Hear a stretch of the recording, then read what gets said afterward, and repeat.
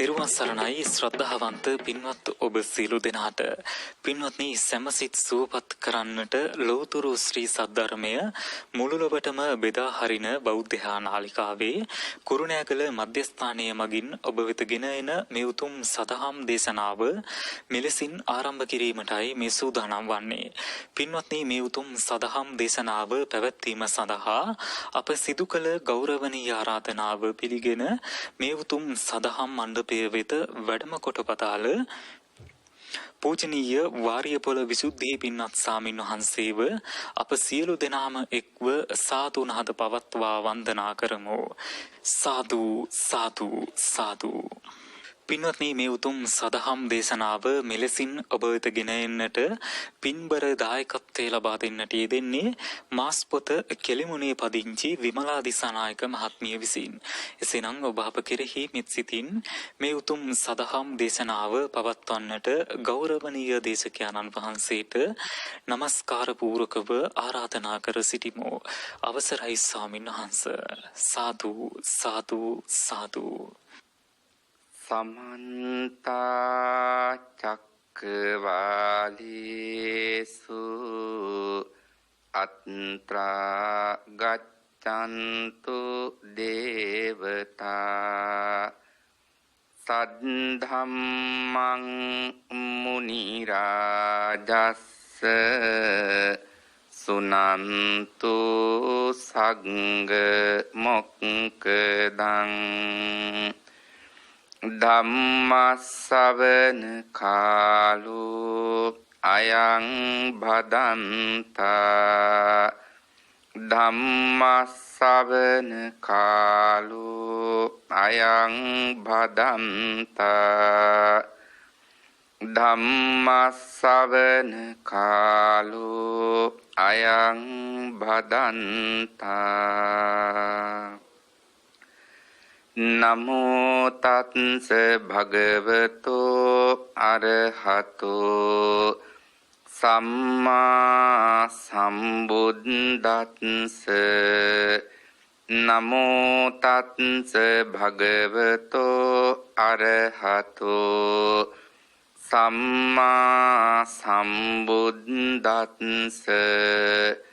නමෝ තස්ස භගවතෝ අරහතෝ සම්මා සම්බුද්දස්ස. අත්ති භික්ඛවේ හිමවතෝ පබ්බත රාජස්ස සමභූමි භාගා රමණීයා යත් මක්කටානං චේවචාරී මනුත්සානංච තත්‍ර භික්ඛවේ ලුද්ධා මක්කට වීතිසු ලේපං ඔණ්ඩෙන්ති මක්කටානං බාධනාය තත්‍ර භික්ඛවේ යේතේ මක්කටා අබාල ජාතිකා අලෝල ජාතිකා තේ තං ලේපං දිස්වා ආරකා පරිවජ්ජෙන්ති.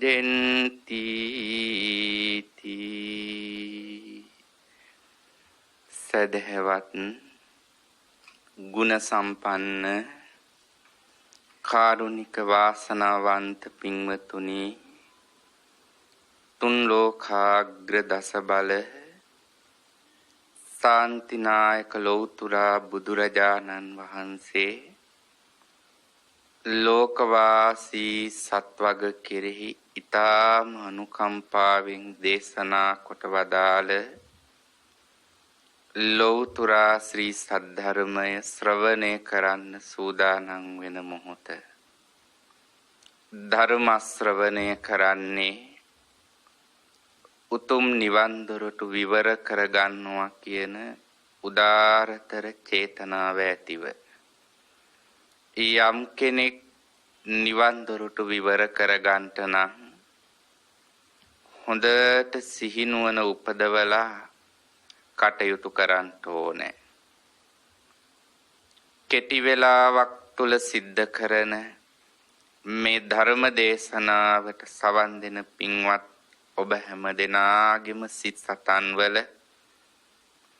නිවන් පිණිස උපකාරී වෙන සතිය, සමාධිය, ප්‍රඥාව නිරන්තරයෙන් වැඩිලා බෝධිපාක්ෂික ධර්ම වලින් පිරිපුන් මනසක් පින්වන්ත ඔබ හැම දෙනාටම ලැබේවා කියන ප්‍රාර්ථනාව සිද්ධ කරනවා. ඒ යහපත් වූ ප්‍රාර්ථනාවන් පෙරදැරිව තථාගත බුදුරජාණන් වහන්සේ සිත් සතන් නිවා ගන්නට දේශනා කරපු උතුම් ධර්මය ශ්‍රවණය කරනවා. කෙටි වේලාවක් තුල සිද්ධ කරන මේ ධර්මානුශාසනාව සඳහා මාතෘකා කළේ සංයුක්ත නිකායේ සතිපට්ඨාන සංයුක්තයේ මක්කට සූත්‍ර දේශනාව. තථාගත භාග්‍යවත් බුදුරජාණන් වහන්සේ පූජනීය මහා සංඝරත්නය මුල් කරගෙන මක්කට සූත්‍ර දේශනාව දේශනා කළා. මක්කට කියලා කියන්නේ පින්වතුනි වඳුරොන්ට කියනවා මක්කට කියලා. හිමාල වනයේ තියෙනවා නොයෙක් ප්‍රදේශ. සමහර ප්‍රදේශ තියෙනවා වඳුරන්ට ජීවත් වෙන්නටත් බෑ, මිනිස්සුන්ට ජීවත් වෙන්නටත් බෑ. තව ප්‍රදේශ තියෙනවා වඳුරන්ට ජීවත් වෙන්න පුළුවන්, හැබැයි මිනිස්සුන්ට ජීවත් වෙන්න බෑ. ඔය අතරේ තවත් ප්‍රදේශයක් තියෙනවා වඳුරන්ට ජීවත් වෙන්න පුළුවන්, මිනිස්සුන්ට ජීවත් වෙන්න පුළුවන්. මෙන්න මේ වඳුරන්ටත් මිනිස්සුන්ටත් දෙකොටසටම ජීවත් වෙන්න පුළුවන් ප්‍රදේශයේ වැද්දෝ වඳුරන් දඩයම් කර ගැනීම සඳහා වඳුරු ලාටු තියලා තියෙනවා. වඳුරු අතරෙත් ඉන්නවා හොඳට නුවණ තියෙන වඳුරෝ. ඒ අය මේ වඳුරු ලාටු දැක්කහම ඒවා අහලටවත් එන්නේ නැතුව දුරෙන් දුරට දුරු කරලා දානවා. අපි සාමාන්‍ය ජීවිතයේදී කතාවක් කියනවා වඳුරාගේ සිරිත දුටු දුටු දේ අල්ලන එක කියලා. ඒ වගේ සමහර වඳුරෝ මේ වඳුරුලාටු තියලා තිබුණාම මොනවද කියලා බලන්න එක අතකින් මේ වඳුරුලාටු අල්ලනවා. ඒ අත ඇලුනහම අනෙක් අතින් වඳුරුලාටු අල්ලනවා. ඊළඟට කකුල් දෙකෙන් අවසානෙට මූණ තියෙනවා. අත් දෙකයි කකුල් දෙකයි මූණයි කියන කොටස් පහකින් දැන් අර වඳුරුලාටු ගොඩේ ඇලිලා ඉන්නේ. දඩයක්කාරයෝ ඇවිල්ලා මේ වඳුරු දඩයම් කරගෙන කැමැති දිශාවකට අරගෙන යනවා. ඒ වගේ තමයි අපි ජීවත් වෙන මේ ලෝකේ ඉන්නවා හිත දියුණු කලේ නැති කෙලෙස් බර ජීවිතයකට නැඹුරුව කටයුතු කරන අය. කෙලෙස් බර ජීවිතයකට නැඹුරු වෙලා කටයුතු කරන අයත් අර වඳුරා කළා වගේම දෙයක් සිද්ධ කරනවා. වඳුරා ස්ථාන පහකින් අර ලාටු ගොඩේ ඇලිලා කෙඳිරි ගගා හිටියා. ඒ වගේ තමයි මේ ලෝකෙ හිත දියුණු කළේ නැති කෙලෙස් බර ජීවිතයක් ගත කරන තැනැත්තා රූපය, ශබ්දය, ගන්ධය, රසය, ස්පර්ශය කියන මේ කාම අරමුණු වල අතීත වශයෙන් ඇලිලා ඉන්නවා, අනාගත වශයෙන් ඇලිලා ඉන්නවා, වර්තමාන වශයෙන් ඇලිලා ඉන්නවා. ඒ ඇලීම නිසා ලෝක සත්වයාගේ සිත් සතන් තුළ නිරන්තරයෙන් කෙලෙස් හට ගන්නවා. එහෙම බලනකොට අර වනාන්තරයේ ඉන්න තිරිසංගත ඒ වඳුරු සත්වයෝයි මේ මනුස්ස ලෝකේ ජීවත් වෙන මනුස්සයෝයි අතර ක්‍රියාව බලනකොට එක හා සමානයි වගේ පේනවා. වඳුර ලාටු ගොඩේ තැන් පහකින් ඇලුනා. මනුස්සයා ඇසෙන් කනෙන් නාසයෙන් දිවෙන් ශරීරයෙන් ස්ථාන පහක ඇලිලා කටයුතු කරනවා. එහෙම වෙන්නේ සිහියෙන් හා නුවණින් කටයුතු කරන්නේ නැති නිසා. සිහියෙන් නුවණින් කටයුතු නොකරන කෙනා හැම මොහොතකදීම තමාට ගෝචර නොවුණු, තමාට සුදුසු නොවුණු මෙරමා සතු විසයෙහි වාසය කරනවා. බුදුරජාණන් වහන්සේ දේශනා කළේ මේ මනසින් උසස් වෙච්චි සත්වයා හැම වෙලාවකදීම තමන්ගේ හිත හොඳට ශක්තිමත් කරගන්න ඕනේ කියලා. හිත ශක්තිමත් කරගන්න එකට ධර්ම ශ්‍රවණය උපකාරී වෙනවා. හැබැයි ධර්ම ශ්‍රවණය කළ පමණින්ම ඒ තුලින් සිහිය නුවණ දියුණු කරගත්තේ නැත්නම් හිත ශක්තිමත් වෙන්නේ නැහැ.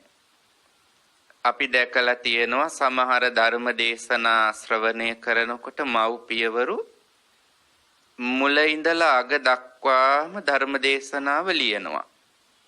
හැබැයි කොච්චර ධර්මය ලිව්වත් ඒ ධර්මය කටපාඩම් කරගත්තත් ඒ ඔස්සේ සිහිය නුවණ දියුණු කරගත්තේ නැත්නම් හිත ශක්තිමත් වෙන්නේ නැහැ. අපි අපේ ජීවිතයේදී හොඳට අපේ හිත ශක්තිමත් කරගන්න ඕනේ. හිත ශක්තිමත් කරගන්නවා කියන්නේ සිහිය නුවණ උපදවාගෙන අපි කටයුතු කරනවා කියන එක. සිහියෙන් නුවණින් කටයුතු කළේ නැත්නම් රූපාදී අරමුණු වල ඇලිලා අපට සිද්ධ වෙන්නේ අර වඳුරා කෙඳිරි ගගා හිටියා වගේ මේ සංසාරේ පුරාවටම කෙඳිරි ගගා ඉන්න. පින්වතුනි, බුදුරජාණන් වහන්සේ දේශනා කරනවා සිහියෙන් නුවණින් තොර වුණු කෙනා තමාට ගෝචර නොවන මෙරමා සතු විසෙහි හැසිරෙනවා කියලා. මේ මෙරමා සතු විසය තමාට ගෝචර නොවන විසය හැටියට බුදුරජාණන් වහන්සේ දේශනා කළේ පංචකාම වස්තුන්. පංචකාම වස්තුන් යම් කෙනෙක් සිහිනුවණින් තොරව භාවිතා කරනවා නම් අර වඳුරුලාට ගොඩේ ඇලුණු වඳුරා වැද්දන් විසින් දඩයන් කරගෙන කැමැති දිශාවකට අරගෙන ගියා වගේ සිහිනුවණින් තොරව කටයුතු කරන කෙනා පංචකාමයන් නිසා කෙලෙසුන්ගේ දඩයමට ලක් වෙනවා. කෙලෙසුන්ගේ දඩයමට ලක් වෙලා නිරය, තිරිසන් යෝනිය ආදී කොට ඇති මේ සංසාරේ දුක් ඇති ස්ථාන වලට අරගෙන යනවා.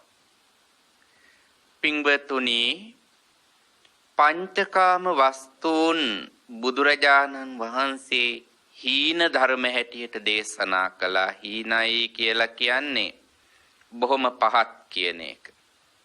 පංචකාමයේ හැටියට හඳුන්වන්නේ ඉෂ්ට වූ net ඇදගන්න ප්‍රියමනාප වුණු කෙලෙස් උපදවන රූපය, කෙලෙස් උපදවන ශබ්දය, කෙලෙස් උපදවන ගන්ධ රස ස්පර්ශ කියන මෙන්න මේ අරමුණු ටික අපි මේ ජීවත් වෙන කාලය තුල ඒ අපට ගෝචර නොවන අන්සතුණු කාම වස්තුන් තුල හැසිරෙනවට වඩා අපි විසින් හැසිරිය යුතු තැනක් තියෙනවා.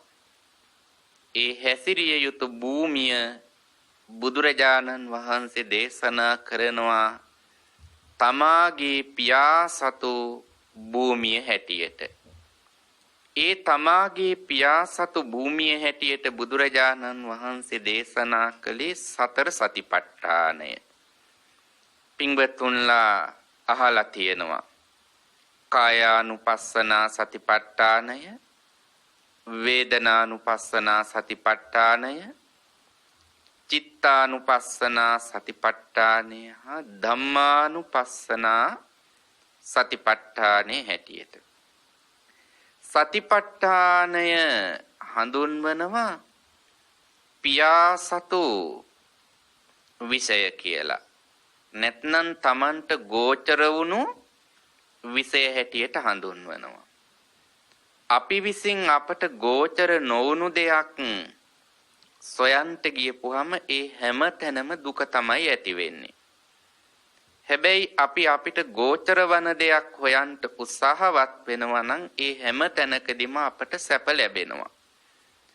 ඒ සැප ලැබෙන මාර්ගය තමයි සතර සතිපට්ඨාන මාර්ගය. ඒ තුලින් සිද්ධ කරන්නේ පංචස්කන්ධය විදර්ශනාවට ලක් කරන එක. විදර්ශනා කියලා කියනකොට ඇත්ත ඇති සැටියෙන් දකිනවා. මේ මම මගේ කියන සම්මුතිය තුල අපි ග්‍රහණය කරගන්න පංචස්කන්ධය නාම රූප ධර්ම හැටියට දකිනවා. ඒ පංචස්කන්ධය හටගෙන බිඳෙන ධර්මයක් විදිහට දකිනවා නම් ඒකට කියනවා විදර්ශනාව කියලා.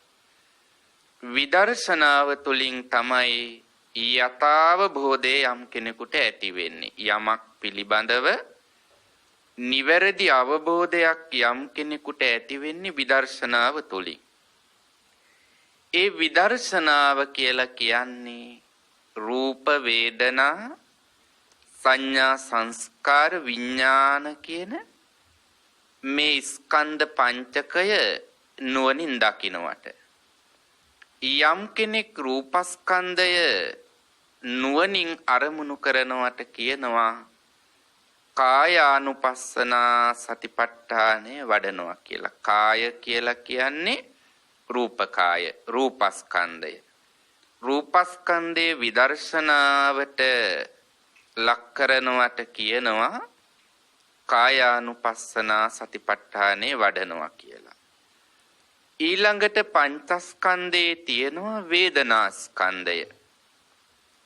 අන්න ඒ වේදනාව සැප දුක් උපේක්ඛා සෝමනස්ස දෝමනස්ස ආදී කොට ඇති වේදනා රාශිය ත්‍රිලක්ෂණ වශයෙන් යම් කෙනෙක් අරමුණු කරලා නුවණින් දකිනවා නම් ඒක හඳුන්වනවා වේදනානුපස්සනා සතිපට්ඨානය කියලා. ඊළඟට විඥානස්කන්ධයේ තියෙනවා අපේ සිත. සිත විදර්ශනාවට ලක් කරනවට කියනවා චිත්තානුපස්සනා සතිපට්ඨානය වඩනවා කියලා. සංඥා හා සංස්කාර ස්කන්ධයන් පිළිබඳව නිවැරදි අවබෝධය අපි ලබනවා නම් ඒකට කියනවා ධම්මානුපස්සනා සතිපට්ඨානය කියලා. එහෙනම් මෙන්න මේ සතර සතිපට්ඨානය තමයි අපට ගෝචර වෙන විෂය. අපේ පියාසතු භූමිය අපට ගෝචර වන දේ තමයි සතර සතිපට්ඨානය. ඒ සතර සතිපට්ඨානය යම් කෙනෙක් හොඳට පුරුදු කරනවා නම් ඒ තැනැත්තගේ ජීවිතයේ සැප ලැබෙනවා. ඒ සැප හැටියට හඳුන්වන්නේ පින්වතුනි සාමිස සැප තියෙනවා, නිරාමිස සැප තියෙනවා. නිරාමිස සැපත හැටියට හඳුන්වන්නේ නිවන. යම් කෙනෙක් සතර සතිපට්ඨානය හොඳට ප්‍රගුණ කරනවා නම් අන්න ඒ තැනැත්තට නිරාමිස සැපය හැටියට හඳුන්වන ලෞතුරා නිවන සාක්ෂාත් කරගන්න පුළුවන්කම තියෙනවා. මෙන්න මේ සතර සතිපට්ඨානයට කියනවා ඒකායන මාර්ගය කියලා. පින්වත්තුන්ලා මහා සතිපට්ඨාන සූත්‍ර දේශනාව ශ්‍රවණය කරනකොට අහනවා ඒකායනෝ අයම් භික්කවේ මග්ගෝ කියලා බුදුරජාණන් වහන්සේ දේශනා කරනවා. ඒකායන කියලා කියන්නේ වෙනත් මාර්ගයක් නෑ. නිවන් පිණිස කටයුතු කරන අයට තියෙන හොඳම මාර්ගය, එකම මාර්ගය. දෙමන් සංදියක් ඇති මාර්ගයක් නෙවෙයි, එකම මාර්ගය කියන එක තමයි ඒකායන කියලා හඳුන්වන්නේ.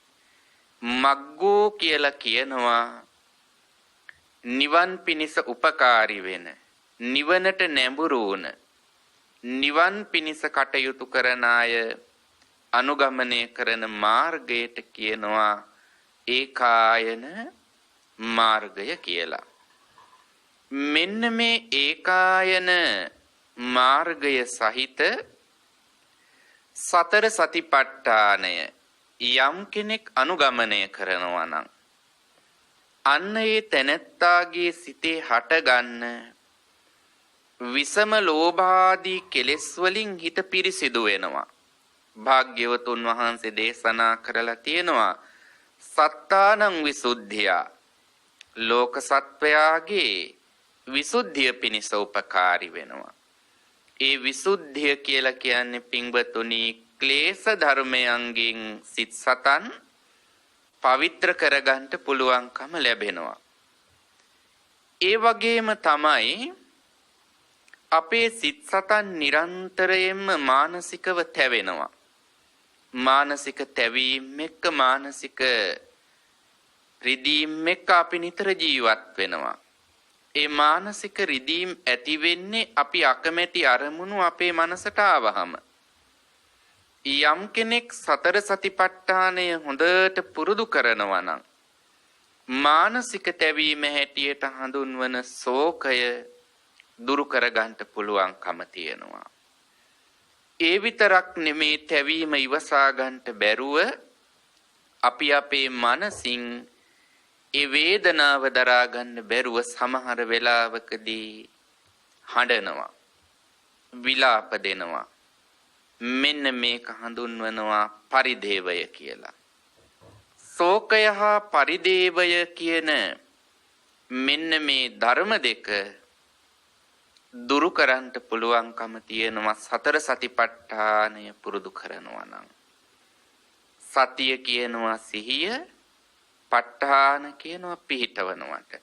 කුසල ආරම්මණයක හොඳට සිත නැවත නැවත පිහිටවමින් නැවත නැවත අරමුණු කරමින් නුවණින් මෙනෙහි කරනවා. ඊළඟට අපේ මේ කායික වශයෙන් රිදීම් ඇති වෙනවා. භව සංසාරේ ගමන් කරනකොට පංචස්කන්ධයක් අපට ලැබෙනවා. පංචස්කන්ධය ලැබුණහම පීලන සංකත සංతాප විපරිණාම කියන මේ ස්වභාවය ඇති වෙනවා. පීලන කියන්නේ කායික වශයෙන් පීඩණයට ලක් වෙනවා. ඊළඟට සංකත කියනවා හේතුවකින් හටගත්ත දේවල්. ඒ වගේම මේ පීඩණයට හේතුවකින් හටගත්ත දේවල් වලට නිතර නිතර පින්වතුනි විපරිණාමය, වෙනස් වීම කියන දේ, මානසික තැවීම කියන දේ මෙන්න මේ ධර්මවලට මුහුණ දෙන්න සිද්ධ වෙනවා. ඒක තමයි බුදුරජාණන් වහන්සේ දේශනා කෙරුව අනිත්‍ය ස්වභාවය. අනිත්‍ය කියන්නේ වෙනස් වීම. ඒ වෙනස් වීම නිසා කායික වශයෙන් රිදීමක් ඇති වෙනවා. කායික රිදීම හඳුන්වනවා දුක්ඛ කියලා. ඒ දුක්ඛය නැති කරන්න පුළුවන් සතර සතිපට්ඨානය පුරුදු කරනවා නම්. ඊළඟට මනසින් අපි දුක් වෙනවා, මනස රිදෙන අවස්ථා ඕනේ තරම් තියෙනවා. මානසික දුක්ඛ වේදනාව දෝමනස්සේ හැටියට හඳුන්වනවා. දෝමනස්සේ දුරු කරගන්නටත් සතර සතිපට්ඨානය උපකාරී වෙනවා. පින්වතුනි, භාග්‍යවත් බුදුරජාණන් වහන්සේ දේශනා කරනවා මෙන්න මේ ශෝක පරිදේව දුක්ඛ දෝමනස්ස සිත් සතන් වලින් ඈත් කරලා ඥායස්ස අධිගමාය, ඥාය කියලා කියනවා ආර්ය අෂ්ටාංගික මාර්ගයට. ආර්ය අෂ්ටාංගික මාර්ගය තමයි නිවනට මාර්ගය හැටියට බුදුරජාණන් වහන්සේ දේශනා කළේ. අපි ආර්ය අෂ්ටාංගික මාර්ගය මේ ලෞකික වශයෙන් දාන සීල භාවනා ආදී පින්කම් වලින් හොඳට පුරුදු කරනවා. ඒ දාන සීල භාවනා ආදී පින්කම් වලින් ආර්ය අෂ්ටාංගික මාර්ගය පුරුදු කරනකොට අපේ සිත් සතන් වල ඔය අංග 8ම වැඩෙන්නේ නැහැ. සාමාන්‍ය ජීවිතයේදී අපට වැඩෙන්නේ උපරිම වශයෙන් අංග 5ක් හෝ 6ක්. අපේ ජීවිතේ අපි දම්පැම් පින්කම් බණ භාවනා ආදී පින්කම් වල යෙදෙනකොට අපේ සිතේ හට ගන්නවා ඔය ආර්ය අෂ්ටාංගික මාර්ගයේ අංග කීපයක්. සම්මා දිට්ඨි, සම්මා සංකප්ප, සම්මා වායාම, සම්මා සති, සම්මා සමාධි කියන මේ අංග වැඩෙනවා. සම්මා වාචා, සම්මා කම්මන්ත, සම්මා ආජීව කියලා තියෙනවා අංග 3ක්. ඒවට කියනවා විරති කියලා. මෙන්න මේ විරති හැටියට හඳුන්වන අංග 3 සම්මා වාචා, සම්මා කම්මන්ත, සම්මා ආජීව. ඔය අංග 3 මේ ලෞකික පින්කම් කළාට එක විට එක සිතක වැඩෙන්නේ නැහැ. ඔය අංග 3 සහිත ආර්ය අෂ්ටාංගික මාර්ගයේ අංග 8ම එක සිතක වැඩෙනවා නම් ඒ වැඩෙන්නේ ප්‍රථම මාර්ගඥානයට පත් වෙන මොහොතේ. ඒක හඳුන්වනවා සෝවාන් මාර්ගඥානය කියලා. සෝවාන් මාර්ගඥානයට පත් වෙනකොට ආර්ය අෂ්ටාංගික මාර්ගයේ අංග 8ම සම්පූර්ණ වෙනවා. ඕක හඳුන්වනවා ප්‍රථම වතාවට නිර්වාණ ධර්මය සාක්ෂාත් කරගත් අවස්ථාව කියලා. ඊළඟට යම් කෙනෙකුගේ ජීවිතයේ ඔය ආර්ය අෂ්ටාංගික මාර්ගය එකම සිතක හටගන්නේ අවස්ථා 4කදී විතරයි. ඒ තමයි සෝවාන් මාර්ගඥානයේදී, සකදාගාමි මාර්ගඥානයේදී, අනාගාමි මාර්ගඥානයේදී හා රහත් මාර්ගඥානයේදී කියන ඔන්න ඔය අවස්ථා 4දී භාග්‍යවතුන් වහන්සේ දේශනා කරනවා යම් කෙනෙක් සතර සතිපට්ඨානය පුරුදු කරනවා නම් ඥායස්සාදිගමාය ආර්ය අෂ්ටාංගික මාර්ගයට පත්වෙන්න පුළුවන්කම තියෙනවා. වාන හැටියට හඳුන්වනවා මේ භව සංසාරේ අපි වාරගෙන ආව තණ්හාවට. අන්න ඒ වාන සහිත තණ්හාව දුරු වෙන තැනට කියනවා නිර්වාණ කියලා. එහෙනම් යම් කෙනෙක් සතර සතිපට්ඨානය පුරුදු කරනවා නම් නිබ්බානස්ස සච්චි කිරියාය, නිර්වාණ ධර්මය සාක්ෂාත් කරගන්න පුළුවන්කම තියෙනවා. මේකෙන් අපිට ඉගෙන ගන්න වැදගත් දෙයක් තියෙනවා. ඔය සතර සතිපට්ඨානය පුරුදු කරනකොට අංග 4ක් ප්‍රහීන වෙලා යනවා, දුරු වෙලා යනවා. ශෝකයයි, පරිදේවයයි, දුක්ඛයයි, දෝමනස්සයයි කියන අංග 4 ප්‍රහීන වෙනවා, දුරු වෙලා යනවා. ඊළඟට විසුද්ධියයි, ආර්ය අෂ්ටාංගික මාර්ගයට පත්වීමයි, නිර්වාණ ධර්මය සාක්ෂාත් වීමයි කියන මෙන්න මේ අංග 3 සම්පූර්ණ කරගන්න ලැබෙනවා. සතර සතිපට්ඨානය පුරුදු කරනකොට අංග 4ක් ප්‍රහීන වෙලා යනවා, ධර්ම 3ක් ප්‍රගුණ වීම සිද්ධ වෙනවා. එතකොට මෙන්න මේ ධර්ම ප්‍රගුණ වෙන්නේ චත්තාරෝ සතිපට්ඨාන සතර සතිපට්ඨානය තුලින් තමයි. මෙන්න මේ අංග හතරක් ප්‍රහීන වෙලා අංග තුනක් වැඩි දියුණු වීම සිද්ධ වෙන්නේ. චත්තාරෝ කියලා කියනවා ඊට වඩා වැඩි නෑ. චත්තාරෝ කියන්නේ හතරයි කියන එකනේ. එහෙනම් සතිපට්ඨාන ධර්ම තියෙනවා හතරක්. භාග්‍යවත් බුදුරජාණන් වහන්සේ දේශනා කරනවා සතර සතිපට්ඨානය වඩන කෙනා නිවන් පිණිස මේ සතර සතිපට්ඨානය ආකාර තුනකින් පළමුව ඉගෙන ගන්න ඕන කියලා. ඒ ඉගෙන ගන්න ආකාර තුනට කියනවා සති ගෝචර සතිපට්ඨානය. ඊළඟට තව තියෙනවා තිදා පටිපන්නේසු ශාවකානං. මේ තුන් ආකාරයකින් සතර සතිපට්ඨානය පුරුදු කරන ශ්‍රාවකයෝ දැකලා සත්තුනෝ පටිගානුනය මෙන්න මේ ශාස්ත්‍රූන් වහන්සේ පටිගය හා අනුනය වීතිවත්තාපි දුරු කරපු ආකාරය පිළිබඳව එකක් තමයි සති ගෝචර සතිපට්ඨානේ වශයෙන් සතිපට්ඨානේ පුරුදු වෙන්න ඕනේ. තුන් ආකාරයෙන් පිළිපන්න ශ්‍රාවකයින් දෙස බලලා තථාගත බුදුරජාණන් වහන්සේ සිහිය පිහිටුවා ගත් ආකාරය අනුව සතිපට්ඨානය දැන ඉගෙන ගන්න ඕනේ. ඊළඟට සතිපි කියලා හඳුන්වනවා. මෙන්න මේ ආකාර තුනෙන් සතිපට්ඨානය පිළිබඳව දැනගන්න ඕනේ. සති ගෝචර සතිපට්ඨානය කියලා කියනවා. සති ගෝචර කියලා කියන්නේ දැන් සිහිය පවත්ව ගන්නට අපිට යම්කිසි අරමුණක් තියෙන්න ඕනේ. සතර සතිපට්ඨානය කිවි විදර්ශනාව. විදර්ශනාව වඩන්ට යම් අරමුණක් තියෙන්න ඕනේ. විදර්ශනා කියන්නේ නාම හා රූප ධර්ම අරමුණු කරන එක. සත්ව පුද්ගල සම්මුතිය තුල අපි ඉන්නවා.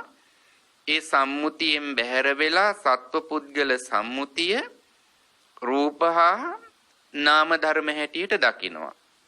එතකොට රූප හා නාම ධර්ම හැටියට දැකලා වැඩක් වෙන්නේ නැහැ. ඒ නාමයි රූපයි හටගෙන බිඳෙනවා කියන එක අරමුණු වෙන්න ඕනේ.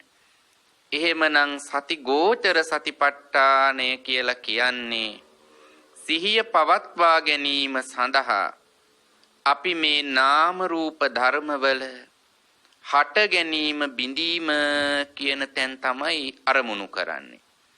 නාම රූප ධර්මයන්ගේ උදයබ්බය හට ගැනීම බිඳීම කියන මෙන්න මේ කාරණා දෙකේ සිහිය පවත්වා ගැනීම සතියගේ අරමුණ සිහිය පවත්වා ගන්න අරමුණට කියනවා. ඒ අරමුණට අනුව සිහිය පවත්වා ගන්නවට කියනවා සති ගෝචර සතිපට්ඨානය කියලා.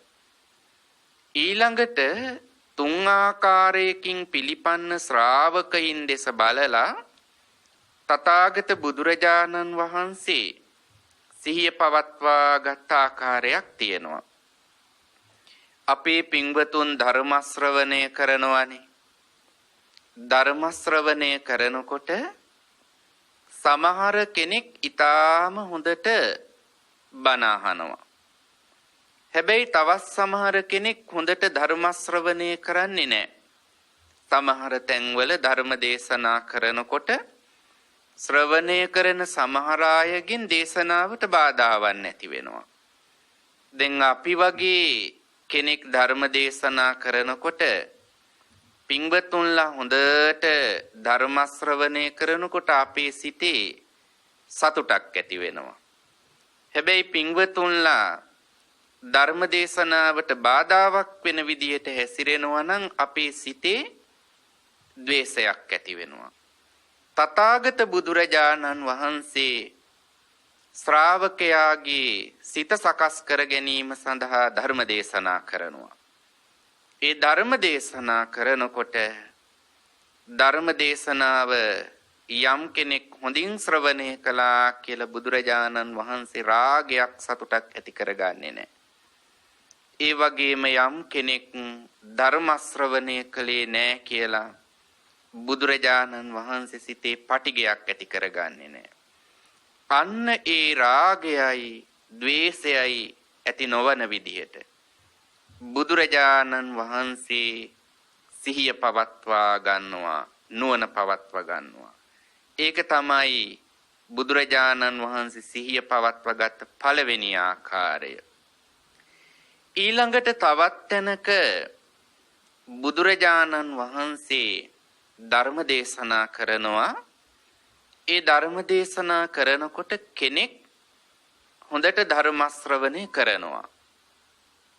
අනිත් කෙනා ධර්ම ශ්‍රවණය කරන්නේ නැහැ. මෙතනදී බුදුරජාණන් වහන්සේ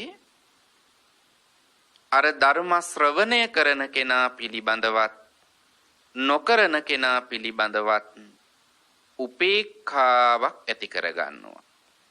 ඒකට කියනවා චලංග උපේක්ඛාව කියලා. පළවෙනි ක්‍රමේදී රාග ద్వේෂ නූපදින විදියට සිහිය පවත්වා ගන්නවා. දෙවැනි ක්‍රමේදී උපේක්ඛාව ඇති කරගන්නවා. ඒ ඇති කරගන්නෙත් සිහියෙන්. තුන්වෙනි අවස්ථාවේදී ශ්‍රාවකයෝ හොඳට ධර්ම ශ්‍රවණය කරනවා.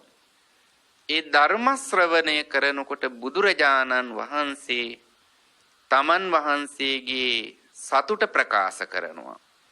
ඒ සතුට ප්‍රකාශ කරන මොහොතේදී සතුට ප්‍රකාශ කරන්නේ සිහියෙන් හා නුවණින් යුක්තව. තථාගත බුදුරජාණන් වහන්සේ ශ්‍රාවකයින්ට අනුකම්පාව පිණිස ධර්ම දේශනා කරනකොට ඒ ශ්‍රාවකයින්ගේ ආකාරය දැකලා අවස්ථා තුනකදී හොඳට සිහිය පවත්වා ගත්තා. මෙන්න මේ ක්‍රමයක් අපි දැනගන්න ඕනේ සතර සතිපට්ඨානේ වඩනකොට. ඊළඟට පින්වතුනි අනිත් ක්‍රමේ තමයි සතිපි. සතිපි කියන්නේ සිහියම සතිපට්ඨානය කියලා හඳුන්වනවා. අපි ප්‍රධාන කාරණා තුනක් තමයි සිහිපත් කළේ. සති ගෝචර සතිපට්ඨානය.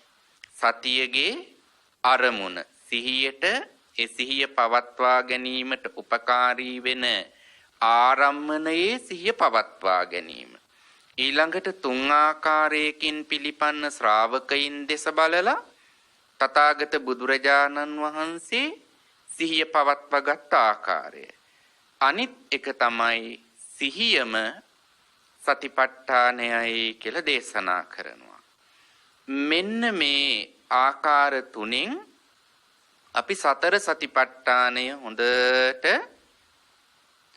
දැනගන්න ඕනේ. සතර සතිපට්ඨානයේ අංග 4ක් තියෙනවා. හැබැයි ඒ සතර සතිපට්ඨානයේ මේ සතිපට්ඨාන කියන වචනේ අර්ථය අපි අර කියපු ආකාර තුනෙන් යුක්තව හොඳට ප්‍රගුණ කරන්න ඕනේ.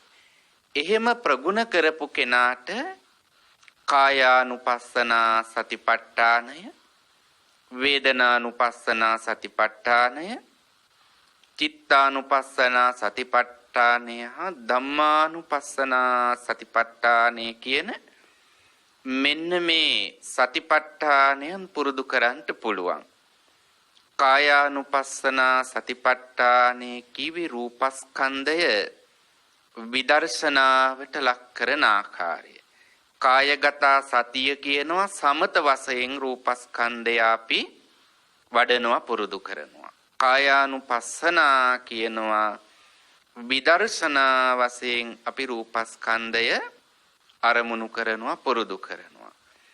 මෙතන පින්වතුනි කායානුපස්සනා කියනකොට සම්මුති වශයෙන් අපි දකින රූපය පරමාර්ථ විදිහට අපි අරමුණු කිරීමක් තමයි එතනදි සිද්ධ වෙන්නේ. සම්මුති වශයෙන් රූපයට කියනවා මම කියලා. හැබැයි පරමාර්ථ විදිහට ගත්තාම පරමාර්ථ විදිහට දකින කෙනා රූපය රූපයක් විදිහට තමයි දකින්නේ. රූපය මම කියලා දකින්නේ නැහැ. ඒකනේ බුදුරජාණන් වහන්සේ දේශනා කළේ කායේ කායානුපස්සී විහෙරති. කයේ කයානුව දකිනවා. කය කීවේ රූපස්කන්ධය. ඒ රූපස්කන්ධයක් විදිහට දකිනවා. රූපස්කන්ධයේ සත්වයෙකුගෙන් පුද්ගලයෙකුගෙන් ආත්ම වශයෙන් ශූන්‍ය දෙයක් විදිහට තථාගත බුදුරජාණන් වහන්සේ දකිනවා. එතකොට භාවනා කරන යෝගාවචරයත් කායානුපස්සනාව පුරුදු කරනවා කියලා කියන්නේ රූපය රූපයක් විදිහටම නුවණින් දකිනවා කියන එක. පින්වතුනි අපි බලමු කොහොමද මේ කායානුපස්සනාව වඩන්නේ කියලා. රූපස්කන්ධය විදර්ශනාවට හරවන්නේ කොහොමද කියන එක. රූපය අපට විදර්ශනාවට හරවන්න පුළුවන් චතු ධාතු අවස්ථාන වශයෙන් සතර මහා ධාතුන් වලට වෙන් කරලා. රූපය කියනකොට සතර මහා භූත පඨවි ආපෝ තේජෝ වායෝ කියන සතර මහා ධාතුත් ඒ නිසා හටගන්න උපාදා රූප 24ක් තියෙනවා. ඔක්කොම තියෙනවා රූප කොටස් 28ක්. එතකොට ඔන්න ඔය රූප කොටස් 28ට කියනවා රූපස්කන්ධය, රූප රාශිය, රූප ගොඩ කියලා. එතකොට ඔතන තියෙන්නේ ඔන්න ඔය රූප කලාප ටික විතරයි. යම් කෙනෙකුට පුළුවන් යම් රූපයක තියෙන පඨවි ධාතුව හොඳින් ප්‍රගුණ කරගන්න. පඨවි ධාතුව කියලා කියන්නේ තද විදිහට මොලොක් විදිහට අපට දැනෙන දෙයට කියනවා පඨවි ධාතුව කියලා. ඊළඟට ආපෝ ධාතුව කියනවා යමක තියෙන දියරමය ගලන ස්වභාවයට කියනවා ආපෝ ධාතුව කියලා. තේජෝ කියනවා උණුසුමට හා සිසිලසට කියනවා තේජෝ කියලා. පුම්බවන උපුලවන ස්වභාවයට කියනවා වායු ධාතුව කියලා.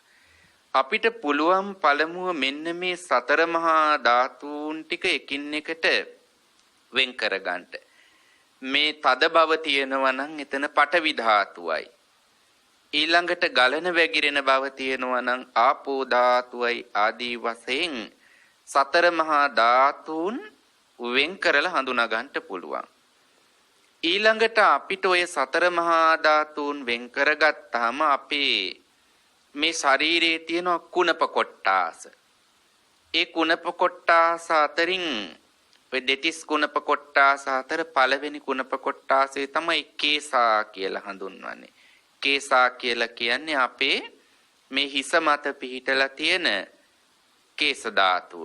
එතකොට අන්න ඒ කෙස් ගහක් අරගත්තාම ඔය කෙස් ගහ හැදිලා තියෙනවා පඨවි ආපෝ තේජෝ වායෝ වර්ණ ගන්ධ රස ඕජා කියන ඒ සුද්දාෂ්ටක කලාප තියෙනවා. චිත්තජ සුද්දාෂ්ටක, උතුජ සුද්දාෂ්ටක, ආහාරජ සුද්දාෂ්ටක කියලා අටේ ගොඩවල් 3ක් තියෙනවා. එතන තියෙනවා රූප කලාප 24ක්. ඊළඟට කාය දසකයි භාව දසකයි කියලා තවත් තියෙනවා 10 ගොඩවල් 2ක්. එතන ඔක්කොම 20යි. අටේ ගොඩවල් 3යි 24යි. එක කෙස් ගහක් නිර්මාණය වෙලා තියෙනවා රූප කලාප 44කින්. ඉතින් මෙන්න මේ රූප කලාප 44න් පඨවි ධාතුව අපි අරගන්නවා. ඒ පඨවි ධාතුව අපි අරගත්තාම ඒ අරගන්න පඨවි ධාතුව විනා එතන මගේ කෙස් කියලා කියන්න දෙයක් නැතුව යනවා. එතන තියෙන ආපෝ ධාතුව විනා එතන සත්වයක් පුද්ගලයෙක් නැහැ. මෙන්න මේ විදිහට ධාතුන් වලට වෙන් කළාම එතන පවතින්නේ ධාතු සමූහයක්, රූප සමූහයක් මිසක් ඒ රූපය සත්වයෙකුගෙන් පුද්ගලයෙකුගෙන් ආත්මයෙන් ශූන්‍ය භව යම් කෙනෙක් වටහා ගන්නවා නම් අන්න ඒකට කියනවා රූපස්කන්ධයේ විදර්ශනාවට ලක් කරනවා කියලා. ඊළඟට පින්වතුනි අපිට පුළුවන් රූපය පංචස්කන්ධය හැටියට විදර්ශනාවට ලක් කරන්න. පංචස්කන්ධය අතරින් රූපස්කන්ධය ගන්නවා. රූපස්කන්ධය කිව්වේ ස්කන්ධ කිව්වේ ගොඩකට. ගොඩක් කියන්නේ රාශියකට. රසක් කීපයක් එකට එකතු වුණු තැනට තමයි කියන්නේ ස්කන්ධ කියලා. මෙන්න මේ පංචස්කන්ධයෙන් අපි රූපස්කන්ධය වෙන් කරලා අරගන්නවා. එතන රූපස්කන්ධය කියලා අරගත්තාම තියෙනවා පඨවි ආපෝ තේජෝ වායෝ. ඊළඟට තියෙනවා වර්ණ ගන්ධ රස ඕජා. චක්කු ප්‍රසාද රූපය, සෝත ප්‍රසාද රූපය, ගාන ප්‍රසාද රූපය, ජීවහා ප්‍රසාද රූපය, කාය ප්‍රසාද රූපය ආදී වශයෙන් නොයෙක් ආකාරයේ රූප කොටස් තියෙනවා. අන්න ඒ රූප කොටස් යම් තැනක තියෙනවා නම් දැන් අපි අරගත්තා රූපස්කන්ධය. රූපස්කන්ධය කියලා කීවේ රූප ගොඩකට. එතකොට ඒ රූප ගොඩට තමයි අපි මම කියලා කියන්නේ. ඒ රූප ගොඩට තමයි අපි මගේ කියලා කියන්නේ. නමුත් මෙන්න මේ ස්කන්ධ කියලා කියන්නේ හේතුවකින් හටගත්ත දේවල්. හේතුවකින් හටගත්ත දේවල් නිරන්තරයෙන් වෙනස් වෙනවා. වෙනස් වීම තමයි අනිත්‍ය හැටියට හඳුන්වන්නේ. එතකොට ඒ වෙනස් වීමට ලක් වෙන දේ නිසා පින්වතුනි අපි පීඩාවට ලක් වෙනවා. ඒවා හේතුවකින් හටගත්ත දේවල්. ඊළඟට ඒ නිසා දැවීම තැවීම ඇති වෙනවා. ඒවා විපරිණාමයටපත් වෙනවා. එහෙනම් මේ ස්කන්ධ ධර්ම සංස්කාර කිව්වේ පංචස්කන්ධය. ඒ පංචස්කන්ධයෙන් එක කොටසක් තමයි රූපස්කන්ධය. මෙන්න මේ රූපස්කන්ධයේ සංස්කාර නම් ඒවා හේතුවකින් හටගත්ත දේවල් නම් ඒ හේතුවේ ශක්තිය පවතින තාක්කල් මේ රූපස්කන්ධය පවතිනවා. යම් දවසකදී කැඩිලා බිඳිලා විනාශ වෙලා ත්‍රිලක්ෂණ ස්වභාවයට පත් වෙනවා. එහෙනම් මේ ස්කන්ධ කීවේ රාශියක්. ඒ රාශියක එකතුවට කියනවා රූපය කියලා. හැබැයි මේ ස්කන්ධ රාශියටම අපි කියනවා මම කියලා, මගේ කියලා, මගේ ආත්ම වශයෙන් ගන්නවා. ඔන්න ඔය මම මගේ ආත්ම කියන ඔය සංකල්පය දුරු කරන්න තමයි බුදුරජාණන් වහන්සේ මේ විදර්ශනාව හඳුන්වලා දුන්නේ. යම් කෙනෙක් මෙන්න මේ විදර්ශනාව වඩලා රූපය රූපයක් විදිහට දකිනවා, රූපය සත්ව පුද්ගලාත්ම සංඥාවෙන් හිස් දෙයක් විදිහට දකිනවා. එහෙනම් රූපය රූපයක් විදිහට දකින කෙනාට කය විදිහට, රූපය රූපයක් විදිහට යම් කෙනෙකුට දකින්න පුළුවන්කම තියෙනවා නම් ඒ තැනැත්තට ආකාර 7කින් අනුපස්සනාව සිද්ධ වෙනවා. ඒ තමයි අනිච්චානුපස්සන, දුක්ඛානුපස්සන, අනාත්තානුපස්සන, නිබ්බිදානුපස්සන, විරාගානුපස්සන, නිරෝධානුපස්සන, පටිනිස්සග්ගානුපස්සන කියන ආකාර 7. යම් කෙනෙක් රූපය රූපයක් විදිහටත් හටගෙන බිඳෙන දෙයක් විදිහටත් දකිනවා නම් ඒ හටගෙන බිඳීම තමයි අනිත්‍ය. අනිත්‍ය වශයෙන් රූපය වඩනවා නම්, ප්‍රගුණ කරනවා නම් නිත්‍ය සංඥාව දුර වෙලා යනවා. දුක්ඛ වශයෙන් ඒ වෙනස් වීම නිසා ඇතිවෙන පීලනය දුක වශයෙන් අනුපස්සනා කරනවා නම් සැප සංඥාව දුර වෙලා යනවා. අනාත්ම වශයෙන් ඒ රූපය අරමුණු කරනවා නම් එතනදී ආත්ම සංඥාව දුර වෙලා යනවා. ඊළඟට නිබ්බිදානුපස්සන, කලකිරීම. ඒ කලකිරීම නිසා සතුට කියන එක නැති වෙලා යනවා. ඊළඟට විරාගානුපස්සන, රාගයක් නැතිව ඇතිවෙන ඒ සිතුවිලි සහිතව රූපය අරමුණු කරනවා නම් අන්න එතනදී ආසාව දුර වෙලා යනවා. නිරෝධානුපස්සනා කියන තැනදී පින්වතුනි මෙන්න මේ රූපය නිරුද්ධ කරන්ට උත්සාහවත් වෙනවා. පටිනිස්සග්ගානුපස්සනා කියන තැනට එනකොට පුළුවන්කම තියෙනවා හාත්පසින්ම මේ රූපය අතහැරලා දාන්න. එහෙනම් කායානුපස්සනාවේදී රූපය රූපයක් විදිහට දැකලා අනිත්‍ය දුක්ඛ අනාත්ම වශයෙන් දකිනවා. ඊළඟට නිබ්බිදානුපස්සනා වශයෙන් දකිනවා. විරාගානුපස්සනා විදියට දකිනවා. නිරෝධානුපස්සනා විදියට පටිනිස්සග්ගානුපස්සනා විදියට දැකලා රූපස්කන්ධය ආකාර හතකින් අනුපස්සනා කරනවා නම් ඒ තැනැත්තට පුළුවන්කම තියෙනවා ආතාපි සම්පජානෝ සතිමා විනය්‍ය ලෝකේ අවිජ්ජා දෝමනස්සං කියන ආකාරයට කාම රූප අරූප කියන තුන් භවයට අයිති වෙන මෙන්න මේ බැඳීම් සහිත වුණු ඒ ක්ලේශ ධර්මයන් තවන වීරිය ඒ අය තුල ඇති වෙන අනුපස්සනාව හොඳට වඩලා මේ අනුපස්සනා වශයෙන් රූපය දකිනවා නම් කෙලස් තවන වීරිය ඒ තැනත්ත තුල ඇති වෙනවා.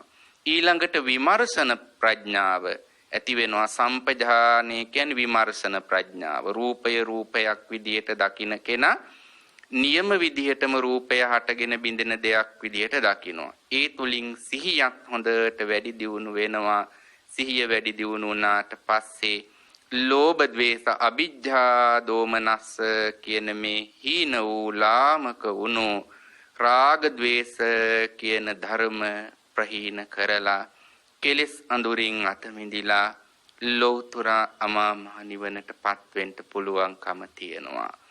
පින්වන්ත ඔබ හැමදෙනාටත් අපි සිහිපත් කරනවා මේ දුක්සහගත වුණු භව සංසාරයේ ගමන් කරන්නට හේතු වුණු රාග ද්වේෂ සහිත බලවත් ක්ලේශ ධර්මයන් ප්‍රහීන කරන්නට උපකාරී වෙන සතර සතිපට්ඨාන ධර්මයන් පින්වතුන්ගේ සිත් සතන් තුල හොඳට වඩන්ට පුරුදු කරන්නට කියලා.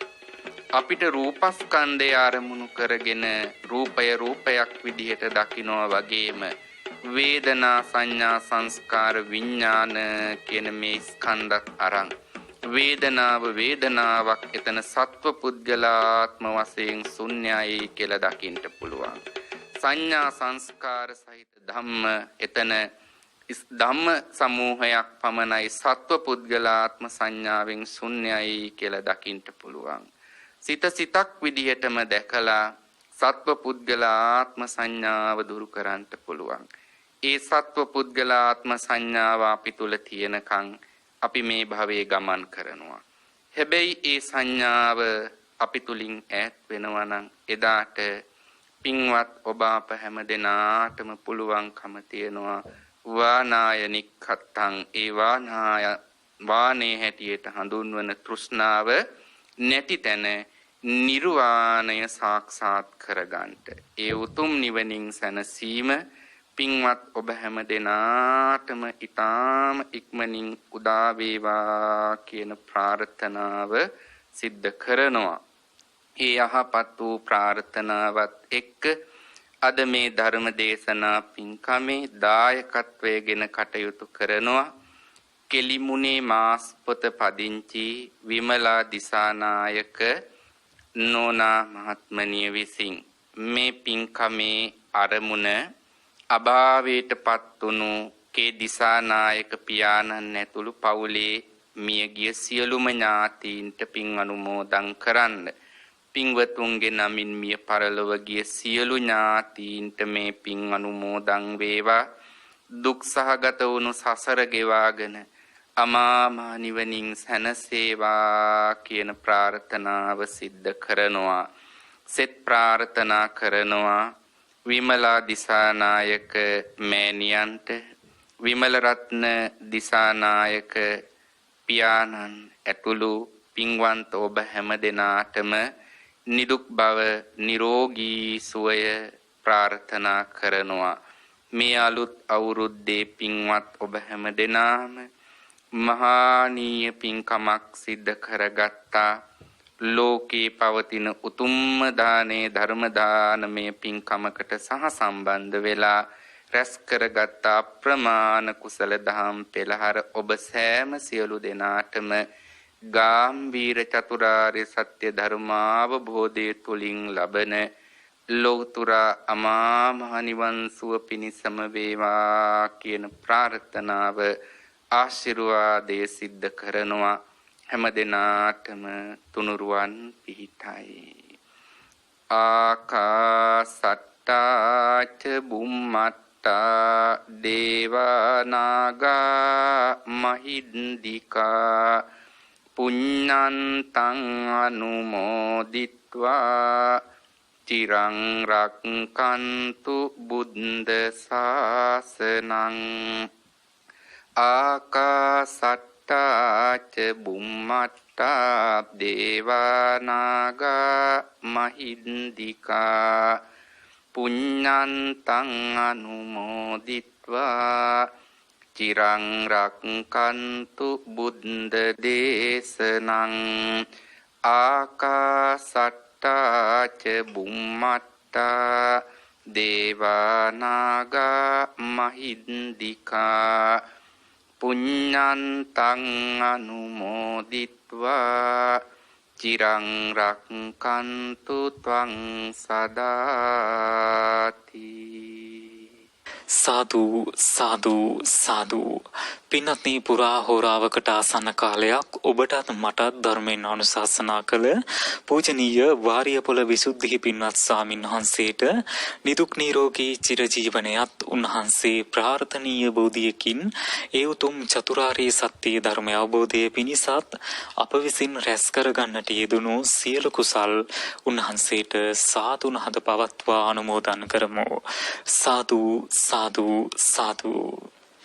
පින්වත්නි, ඒත් සමගින් බෞද්ධ නාලිකාවේ කුරුණෑගල මධ්‍යස්ථානය මගින් ඔබ වෙත ගෙන මේ උතුම් සදහම් දේශනාව මෙලෙසින් නිමාවට පත්වනවා.